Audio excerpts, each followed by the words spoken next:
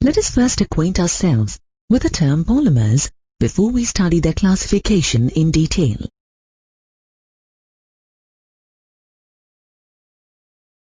Let's discuss the origin of the term polymer. Mer is derived from the Greek word for unit or part. Poly comes from the Greek word for many. So, a polymer can be defined as a compound in which smaller units, called monomers, combine to form a larger unit. In other words, a polymer is formed when many monomers are linked together in a chain. Thus, a monomer is the building block or repeating structural unit of a polymer. Monomers are simple, reactive molecules. They join by covalent bonds to form polymers in a process called polymerization. Polymers are extremely large molecules with high molecular masses. For this reason, they are also called macromolecules. Polymers have a wide variety of applications.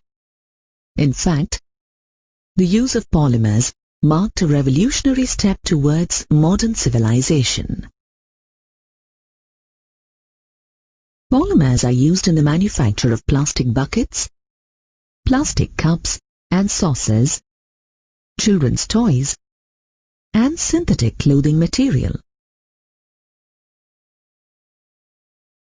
Plastics brought about remarkable changes in society and made life easier and more comfortable.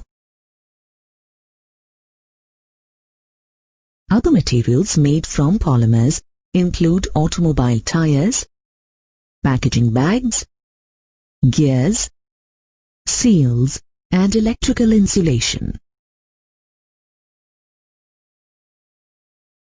Polymers are the basis for 4 major industries: plastics, elastomers, fibers, and paints and varnishes. Polymers can be classified in a variety of ways. They can be classified on the basis of their source, structure, mode of polymerization, molecular forces. Depending upon the source from which they are obtained, polymers are categorized into 3 types: natural polymers, semi-synthetic polymers, and synthetic polymers. Natural polymers are found in plants and animals. They provide much of our food, clothing, and shelter. Examples are proteins, cellulose, starch, silk, wool, resin, and rubber. Semi-synthetic polymers are derivatives of natural polymers. These are obtained from the chemical treatment of natural polymers. Semi-synthetic polymers are not found in nature. Examples are cellulose acetate or rayon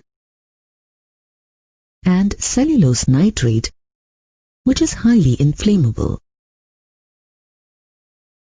Note that rayon obtained by the chemical treatment of wood pulp, which contains a natural polymer, cellulose, resembles silk in appearance. Hence, it is also referred to as artificial silk. Synthetic polymers are prepared in the laboratory. Examples are plastics, such as polythene or polyethylene, fibers, such as nylon, and synthetic rubbers, such as neoprene. The manufacture and use of these polymers boosted socio-economic development. On the basis of their structure, polymers are classified into three types: linear, branched chain, and cross-linked polymers. Let us study each of them in brief. Linear polymers are made from long, straight chains. Examples are high-density polyethylene, or HDPE, and polyvinyl chloride, or PVC. Branched chain polymers contain linear chains that have some branches.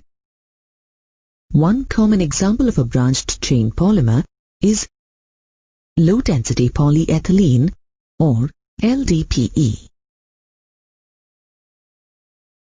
Cross-linked or network polymers have connections between chains. These connections are strong covalent bonds that link various linear polymer chains. In order to form the covalent bonds connecting the chains, the monomers in cross-linked polymers must be bifunctional or trifunctional, meaning that they have more than one reactive center. Examples of cross-linked or network polymers are bakelite and melamine. On the mode of polymerization, polymers are classified into two categories: addition polymers and condensation polymers. Addition polymers formed by the repeated addition of monomers containing double or triple bonds. The reaction involves breaking of pi bonds. Addition polymers are sometimes referred to as chain growth polymers. For example, ethene contains a carbon-carbon double bond.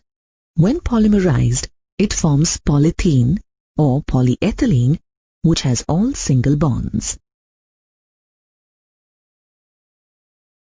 Addition polymers obtained from the polymerization of a single monomer are referred to as homopolymers.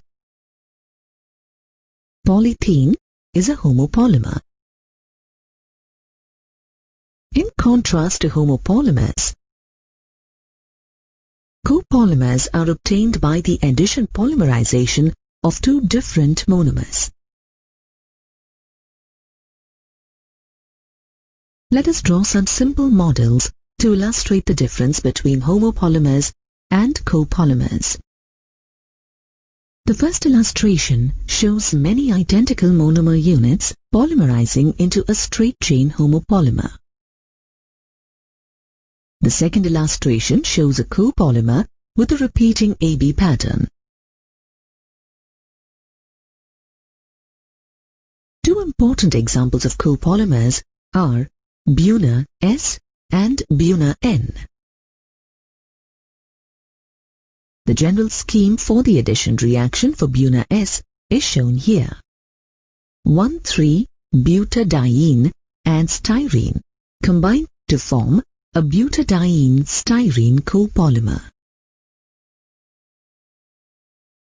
Condensation polymers, or step growth polymers, are the result of repeated condensation reactions between two different bifunctional monomers.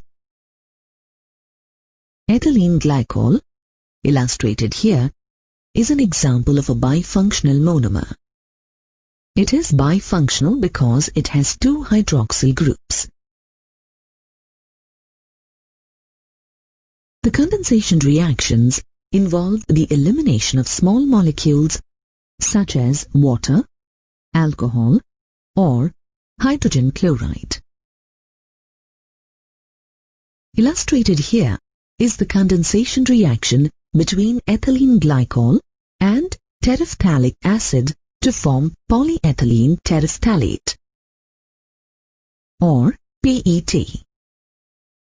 When two different monomers link together, a water molecule is eliminated.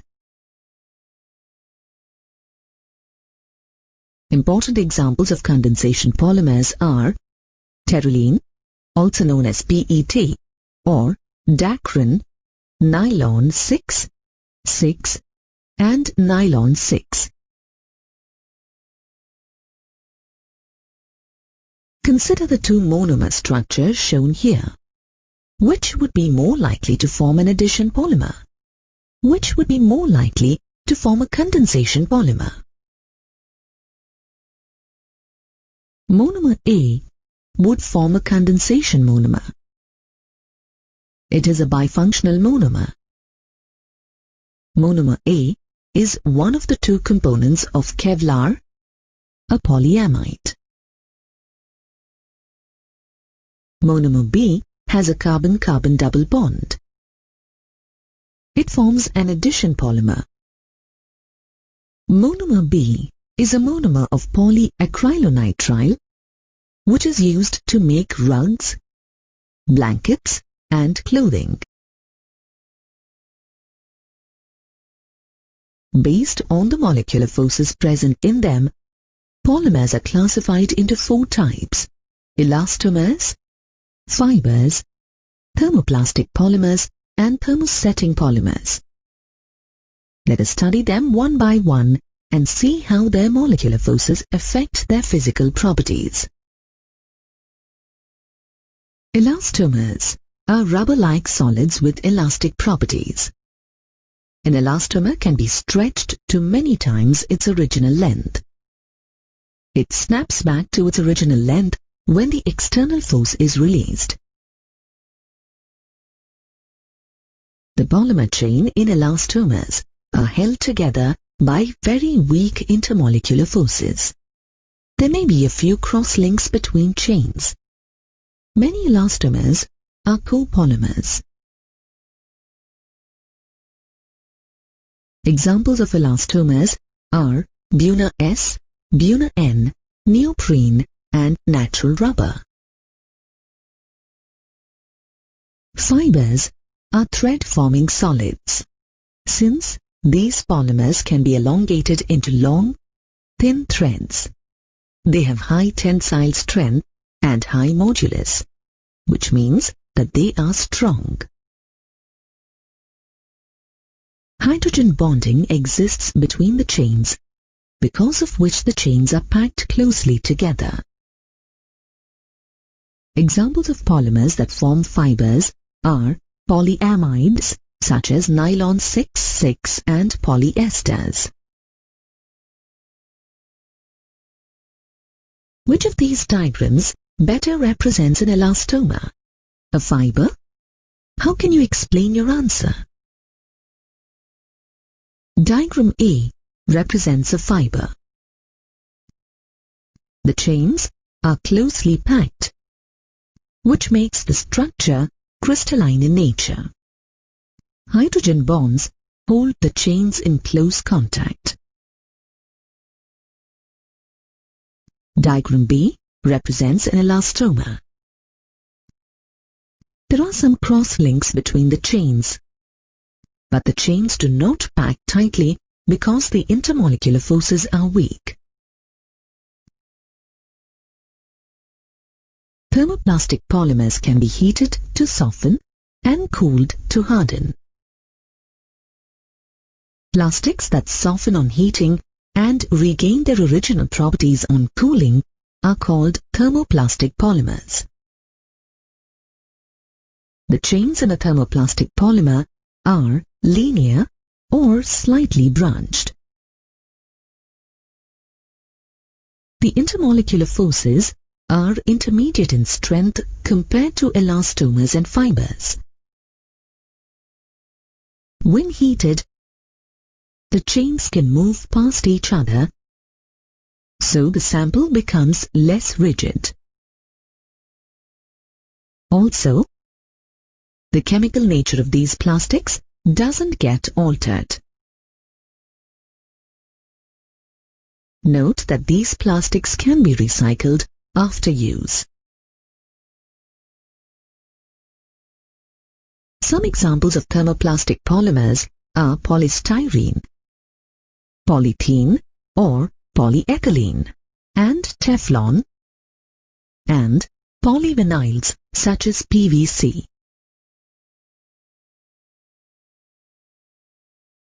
Thermosetting polymers, once set, harden permanently and cannot be reused. Plastics that change into hard and rigid materials upon heating are called thermosetting polymers. The chains in thermosetting polymers are cross-linked or heavily branched. When heated, they form extensive cross-linking. As a consequence, these plastics cannot be remolded. Additional heating causes a thermosetting polymer to decompose, as the chains are unable to separate. Instead, bonds break. Note that these plastics cannot be recycled or used again. Examples of thermosetting polymers are bakelite, melamine, and urea formaldehyde resin. Notice the extensive cross-linking shown in the structure of the bakelite resin. You already know that the process of joining many small molecules or monomers together to form very large molecules or polymers is called polymerization. In general, polymers are formed in two ways, depending upon the type of the polymerization mechanism or the mode of synthesis by which they are formed. These are addition polymerization or chain growth polymerization, condensation polymerization or step growth polymerization. Let's learn in detail about addition polymerization. In addition polymerization, the molecules of a monomer, such as an alkene or an alkadiene, add together to form a polymer. The polymer so formed is called an addition polymer. This type of polymerization involves a series of reactions, each of which utilizes a reactive particle, such as a free radical, and produces another similar reactive particle. Thus, free radicals induce a chain reaction. This mode of polymerization leads to an increase in the length or growth of the chain. Hence the name chain growth polymerization. Let us now look at the mechanism of addition polymerization. Addition polymerization usually occurs by a free radical mechanism. Free radicals are neutral, reactive chemical species with an unpaired electron. For example, the tertiary butyl free radical illustrated here. We need to take a detailed look at the free radical mechanism for addition polymerization. It starts with a chain initiation step, which actually occurs in several stages. First, a free radical generating initiator decomposes in the presence of light to form free radicals. For example, a molecule of benzoyl peroxide undergoes homolytic fission on exposure to light to form two free radicals. The free radicals then break down further to form a phenyl radical and carbon dioxide. Now, the phenyl radical reacts with a monomer, in this case, ethene, to form another free radical. The next step in the mechanism of free radical addition polymerization is the chain propagation step. The radical generated at the end of the chain initiation step reacts with another monomer, ethene, to form a new and bigger radical. This radical attacks another molecule of ethene to form a still bigger radical. The series of reactions continues. As a result of this chain reaction, the alkyl chain grows longer and longer. The polymerized product forms in the last step of the reaction, the chain termination step. Eventually, chain termination occurs when the product radical combines with another free radical chain and results in the formation of the polymerized product. The formation of polythene is shown here. Let us now look at how some important addition polymers are prepared and their uses. Some important addition polymers are low-density polythene, high-density polythene, Teflon, and polyacrylonitrile. Let's look at each in turn. Low-density polyethylene or polythene is often given the acronym LDPE. To obtain LDPE, it is necessary to polymerize ethene under high pressure in a temperature range of 350 to 570 Kelvin in the presence of a catalyst. Typically, either oxygen or a peroxide initiator, such as benzoyl peroxide, is used as a catalyst. The equation shown here represents the polymerization reaction to form LDPE. LDPE is a highly branched structure, where the branches in turn may also have side chains. The branches keep the chains from packing closely together, and so the resulting plastic is soft. LDPE is chemically inert.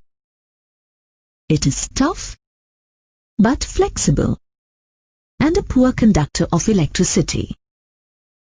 LDPE is used to make insulation for electrical wiring, besides squeeze bottles, toys, and flexible pipes. High-density polythene or polyethylene, also known as HDPE, is another polymer made from ethene monomers. To make HDPE, ethene is reacted in a hydrocarbon solvent in the presence of a Ziegler-Natta catalyst at a low temperature of 333 to 343 Kelvin and a high pressure of 6 to 7 atmospheres. A Ziegler-Natta catalyst is a combination of triethyl aluminium and titanium tetrachloride. When triethyl aluminium and titanium tetrachloride are mixed in a hydrocarbon solvent, a heterogeneous precipitate forms, which catalyzes polymerization of alkenes like ethene. The catalyst that results has an empty orbital on titanium, which can form a complex with double bond in ethene. These reaction conditions lead to linear molecules that are closely packed together with a high overall density. HDPE is tough and hard. It is used to make buckets, dustbins, bottles and pipes, among other things. Teflon is another example of an addition polymer. The structure of Teflon is shown here. Can you determine the structure and the name of the monomer used to make Teflon?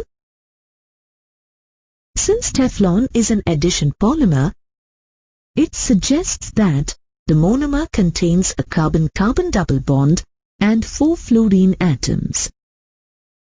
The monomer used to make Teflon is tetrafluoroethene. The overall equation for the polymerization reaction is shown here. Teflon is the trade name for polytetrafluoroethene. To make Teflon, tetrafluoroethene is heated with a free radical or persulfate catalyst at high pressures. Teflon is chemically inert and resistant to attack by corrosive substances. Teflon is used to make oil seals and gaskets. It is extensively used to make non-stick cookware.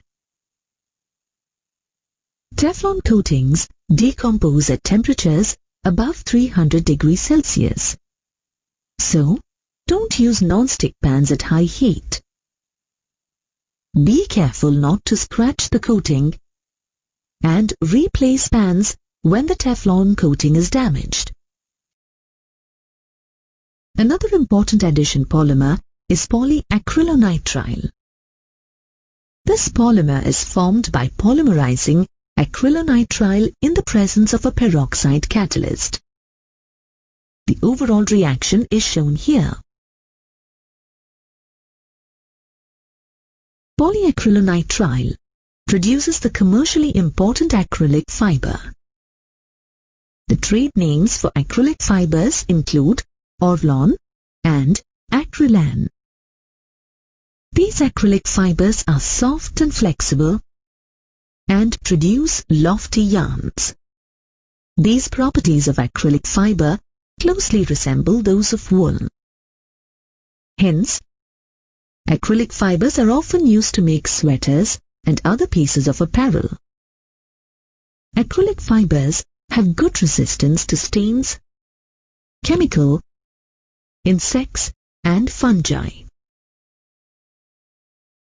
Can you write the chemical equation that represents the formation of polystyrene from styrene?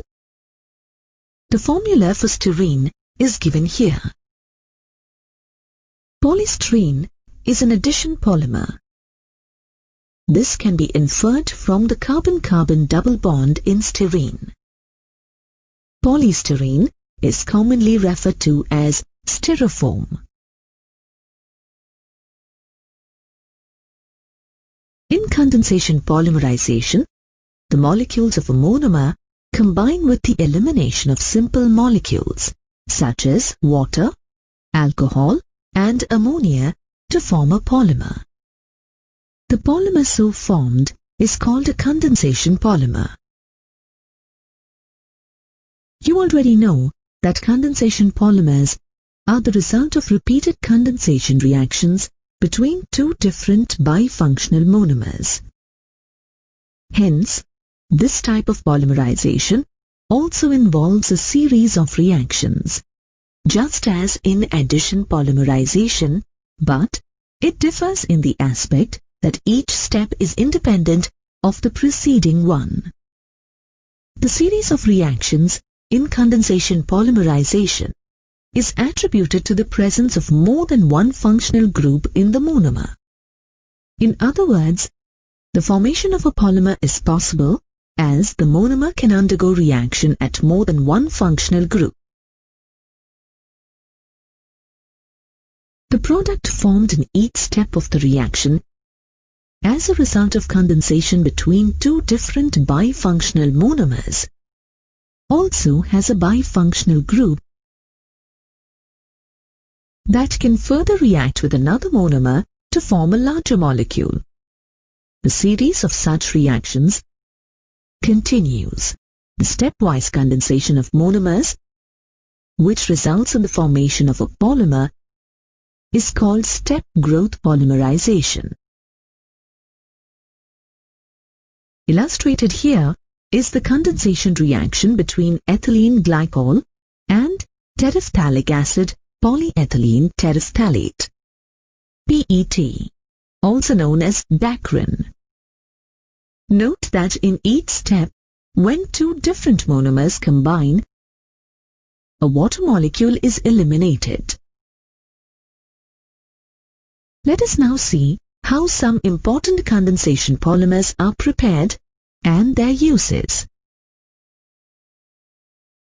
Polyamides, polyesters, phenol formaldehyde polymers, and melamine formaldehyde polymers are all important condensation polymers. Polyamides are polymers that have amide linkages. Polyamides may be naturally occurring, such as proteins, or synthetic, such as nylons. Nylons are commercially important synthetic fibers. The general reaction to obtain polyamides can be described as the reaction of diamines with dicarboxylic acids or dibasic acid to form amide linkages.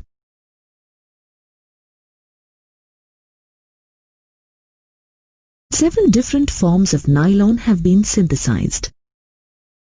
One important nylon polymer is nylon 6,6. To obtain nylon 6,6, adipic acid or 1,6-hexane-dioic acid is made to react with hexamethylene diamine or 1,6-diaminohexane at a high temperature of 553 Kelvin and high pressure. This polymer is called nylon 6,6 because there are 6 carbon atoms in each monomer, adipic acid and hexamethylene diamine, that participates in the reaction. Nylon 6,6 is used to make sheets, bristles for brushes, textiles, and tire cord. Nylon 6, another synthetic fiber, resembles the properties of nylon 6,6 closely. To obtain nylon 6, caprolactam is subjected to prolonged heating with water at a high temperature of 533 to 543 Kelvin. Nylon 6 is known by its trade name, Perlon L. It is used to make tire cords, fabrics, and ropes. Polyesters are another important group of condensation polymers. The general reaction to obtain a polyester is a condensation reaction between a dicarboxylic acid and a diol.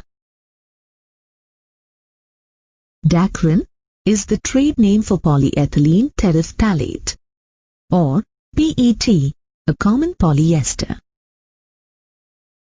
To make dacron, ethylene glycol and terephthalic acid are reacted at 420 to 460 Kelvin in the presence of a zinc acetate, antimony trioxide catalyst. The structure of the repeating unit is shown here. Dacron is grease resistant. Therefore, it is often blended with cotton and/or wool.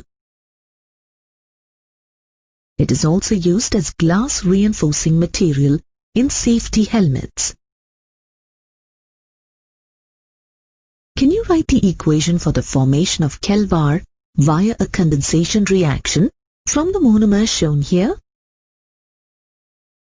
These two monomers can form a polyamide chain with para or 1,4 linkages. Notice that HCl is formed during the condensation reaction.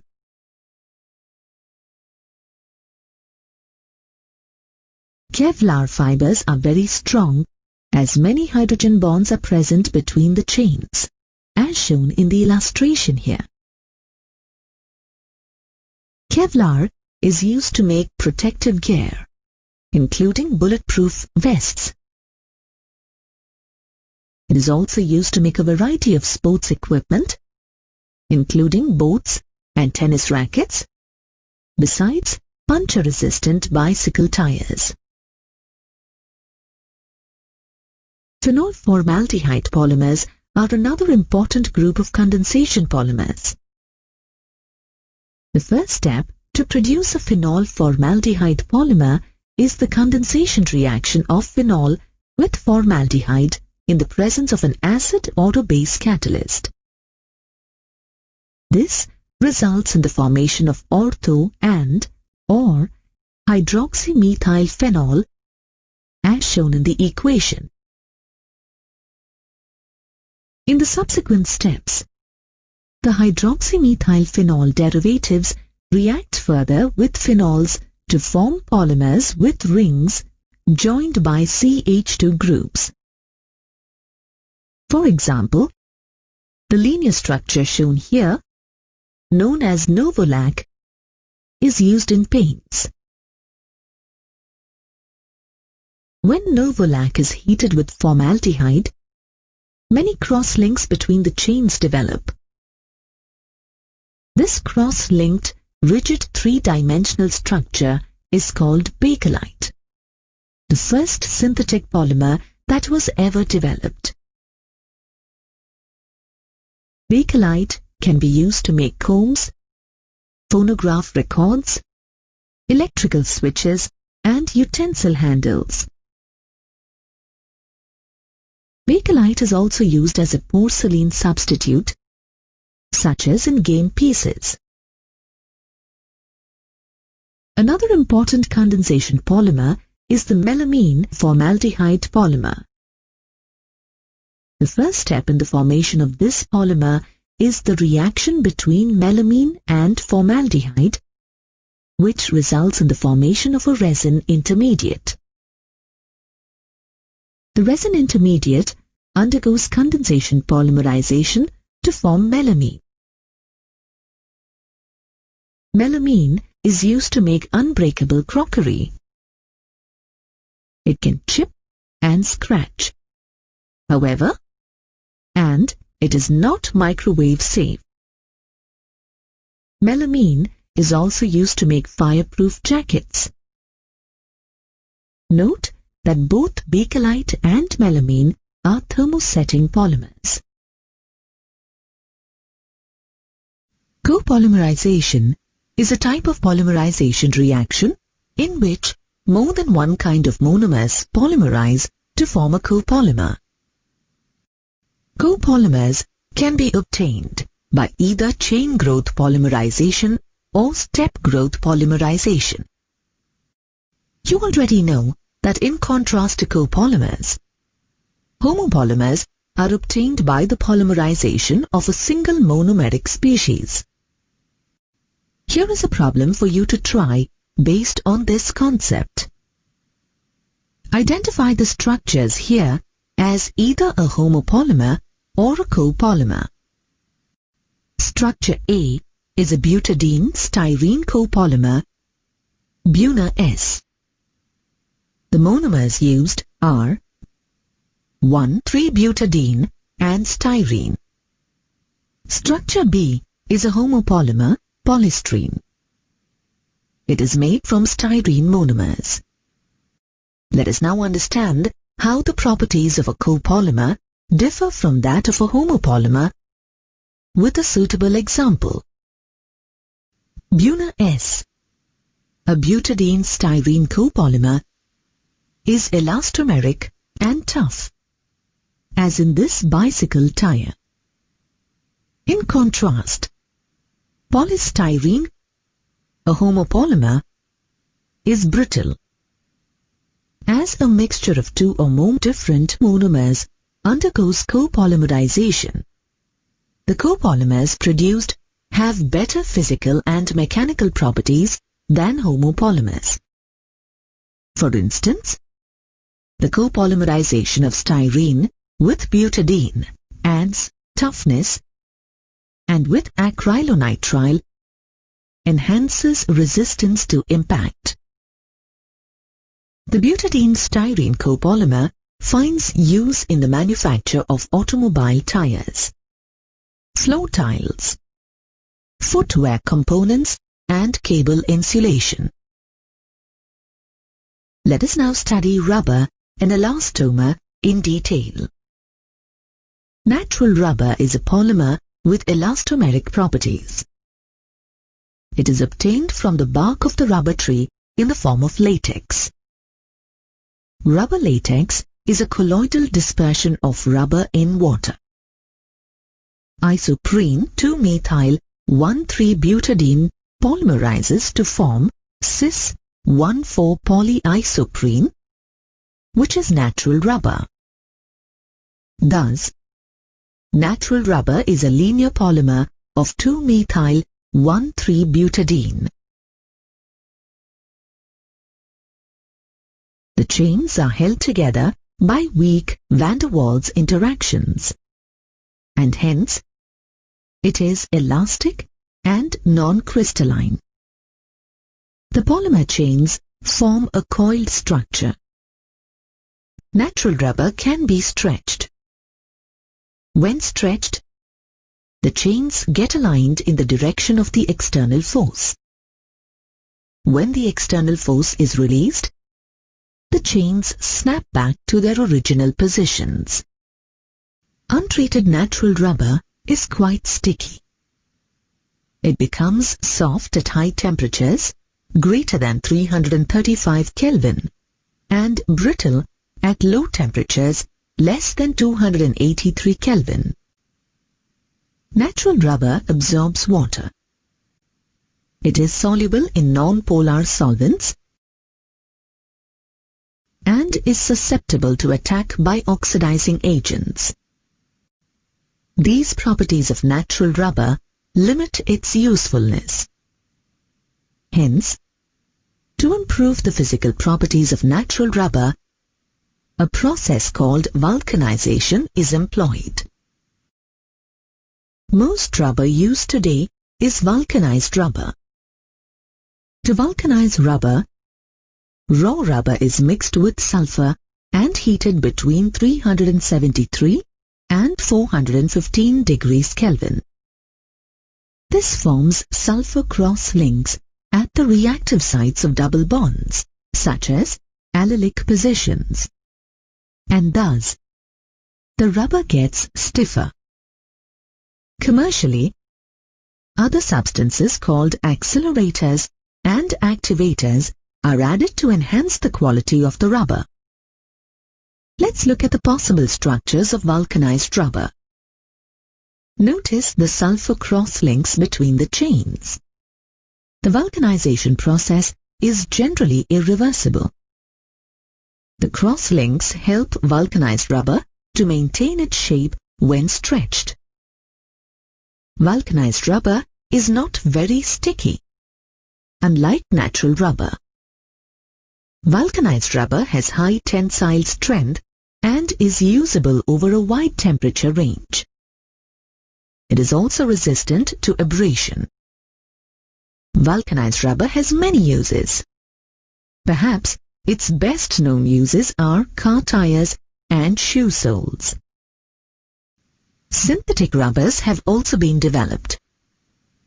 These are more flexible, tougher and durable than natural rubber. Synthetic rubber can be defined as any rubber-like polymer that can be vulcanized. Synthetic rubber must be elastomeric. It can be stretched and then must return to its original shape. Neoprene is an example of a synthetic rubber. This homopolymer is made from a monomer that is a 1,3-butadiene derivative, chloroprene.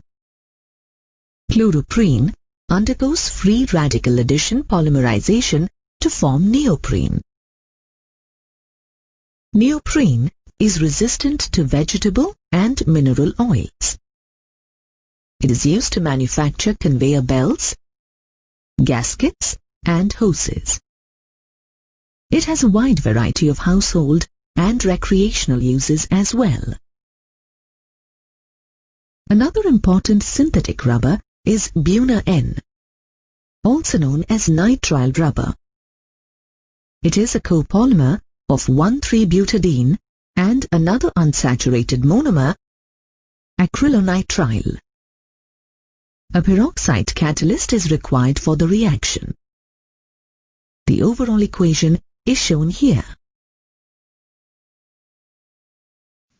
Buna-N, or nitrile, is resistant to petrol, lubricating oil, and organic solvents. It can be used over a wide temperature range, and so it has many applications in automobiles. Buna-N is used to make oil seals and tank linings. Non-latex disposable gloves are typically made from nitrile.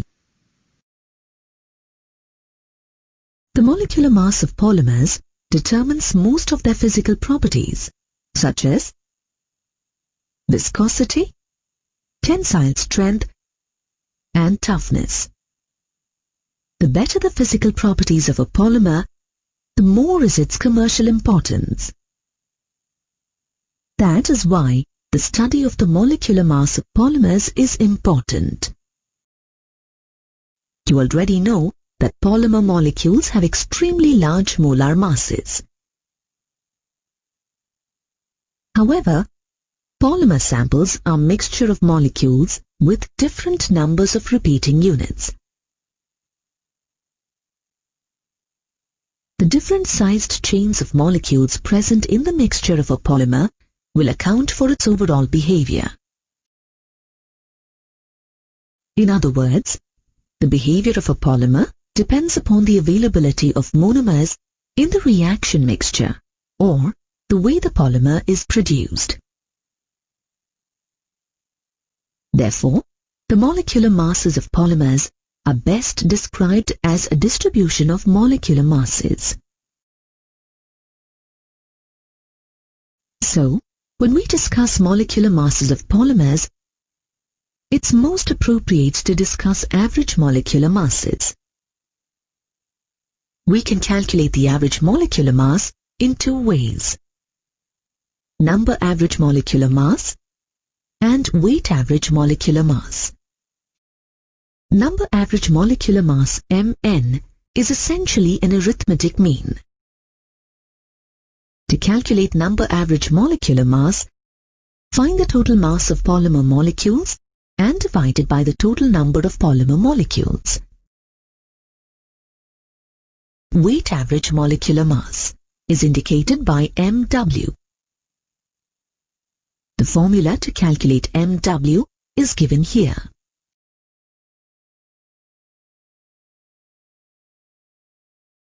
The molecular mass of polymers may be determined by a variety of methods. These include dilute solution viscometry, size exclusion chromatography, mass spectrometry, light scattering, and ultracentrifugation. Let us now study biodegradable polymers in detail. Let us first try to understand how most synthetic polymers cause environmental hazards. Most synthetic polymers are non-biodegradable and persist in the environment for a very long time. These polymers are responsible for the accumulation of solid waste, which causes acute environmental problems. Let us see how polymers, such as plastics, pose a serious threat to the environment and, of course, to human life. Although plastics have become indispensable in our lives, they cause many environmental problems. One major problem is the accumulation of plastic waste or toxic substances. For example, the clogging of drains by polythene bags and other plastic material causes floods in cities. Animals mistake plastic for food and choke on them. Plastic may also get entangled in the intestine and cause an agonizing death. plastics do not degrade for a very long time.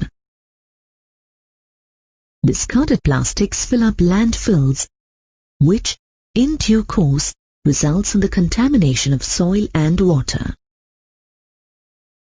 The Great Pacific Garbage Patch consists mostly of plastic bags, bottle caps, and styrofoam that have been swept away into the ocean from poorly secured landfills and other sources.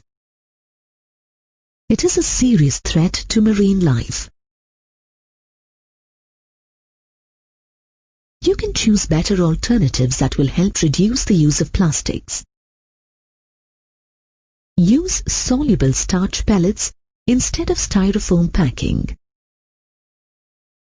Use reusable cups instead of disposable plastic cups. Bring reusable bags when shopping, and make sure polythene bags stay out of drains. Recycle your plastics or reuse them instead of just throwing them into the trash.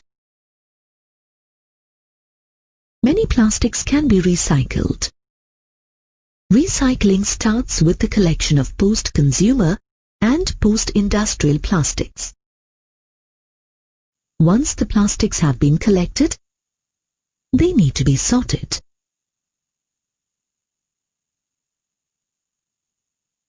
In principle, many polymers can be recycled. In practice, the most commonly recycled plastics are thermoplastics such as PET, polyethylene terephthalate, and high-density polythene. Plastics are recycled by type and then by color. Finally, the samples are subjected to chipping, which involves chemical treatment. After chipping, the plastic can be reused. Can you list 3 steps that you could take to improve plastics recycling in your neighborhood, community, or school?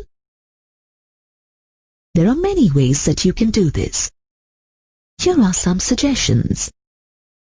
You could organize recycling collection stations in your community or at school.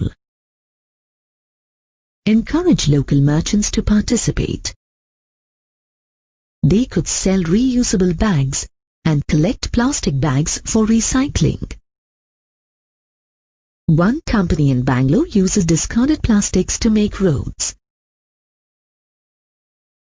Keeping in view the potential environmental hazards of synthetic polymeric waste, certain biodegradable synthetic polymers have been developed. Biodegradable polymers that are synthesized contain functional groups similar to the functional groups in biopolymers, such as wool, silk, and cellulose. The copolymerization of 3-hydroxybutanoic acid and 3-hydroxypentanoic acid forms a synthetic biodegradable polymer PHBV, polybeta hydroxybutyrate co-beta hydroxyvalerate. Notice the ester linkage in the repeating unit of PHBV.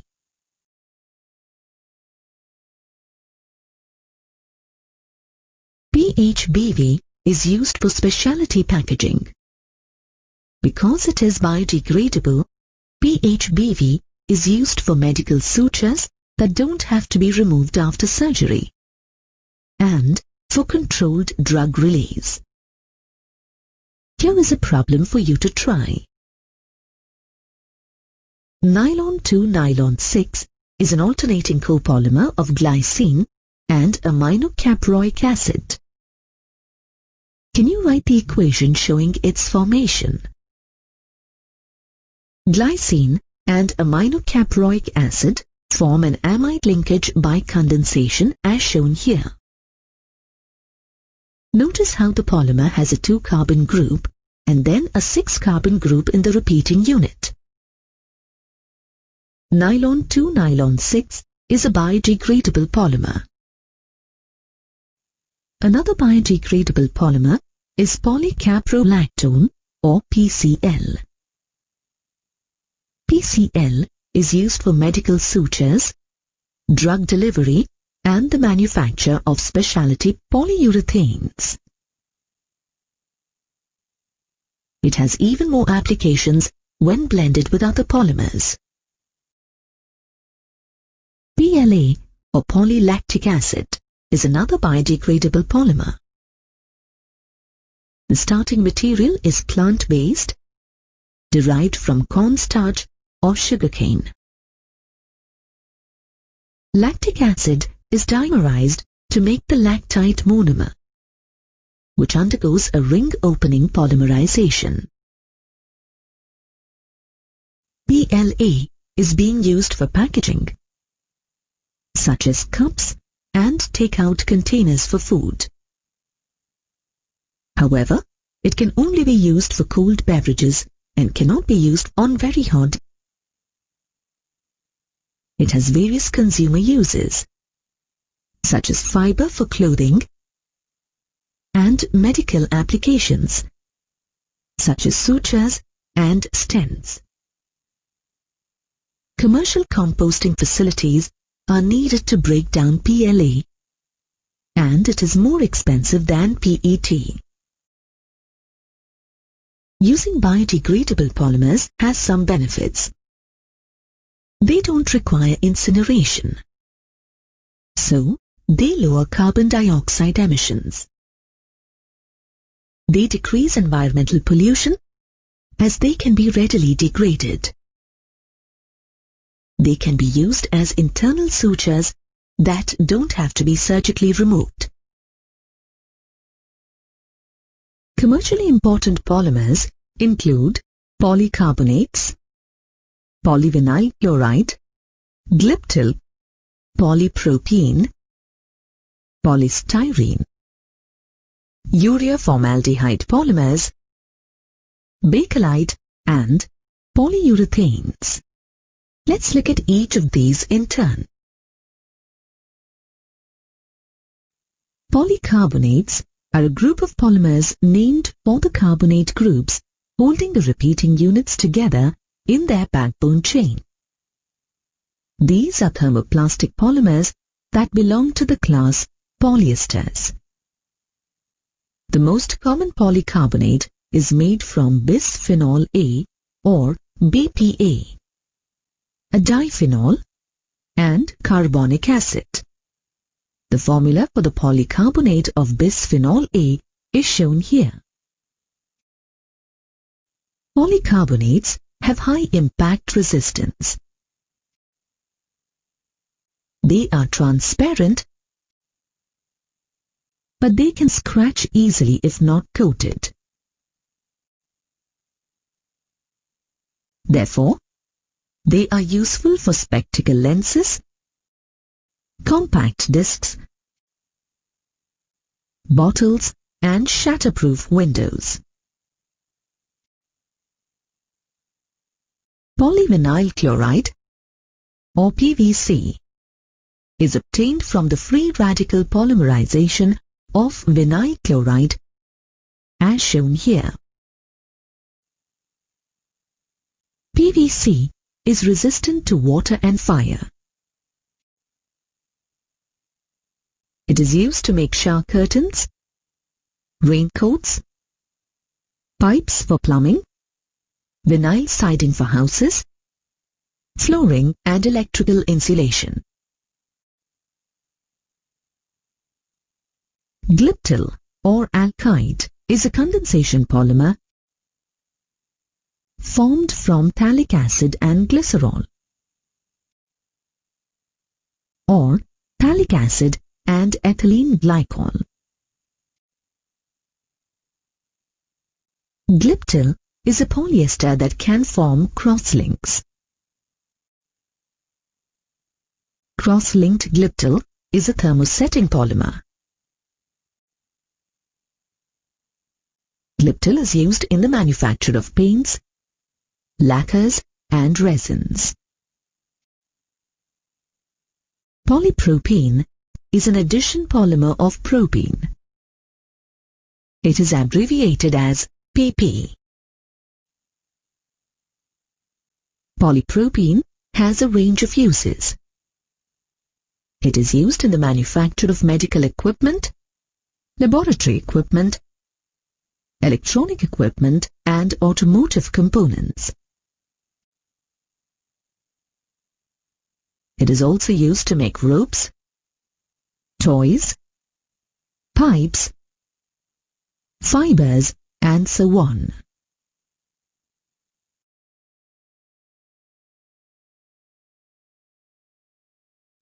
Polystyrene is a homopolymer of styrene. It is commonly referred to as styrofoam. It is used in the manufacture of toys, radio and television cabinets, plastic cups, packaging, and food containers. It is also used as an insulator.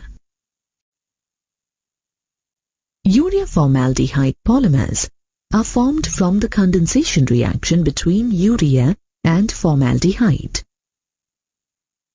Urea formaldehyde polymers are used for making unbreakable cups and laminated sheets. Bakelite, a phenol formaldehyde polymer, is another commercially important condensation polymer. Bakelite is used to make combs, phonograph records, electrical switches, utensil handles, and computer disks. Bakelite is also used as a porcelain substitute, such as in game pieces. Polyurethanes are a class of polymers with a urethane linkage. The formula for a simple polyurethane is shown here. In general, they are made from two monomers, a diisocyanate and a dihydroxyalcohol. Can you draw the chemical structures of the two monomers used to synthesize the polyurethane shown here? Remember that polyurethanes are typically made from a diisocyanate and a dihydroxyalcohol. Working backwards from the polymer structure, we can draw these two structures. Polyurethanes are very versatile polymers. Their many forms include foams, elastomers, and fibers.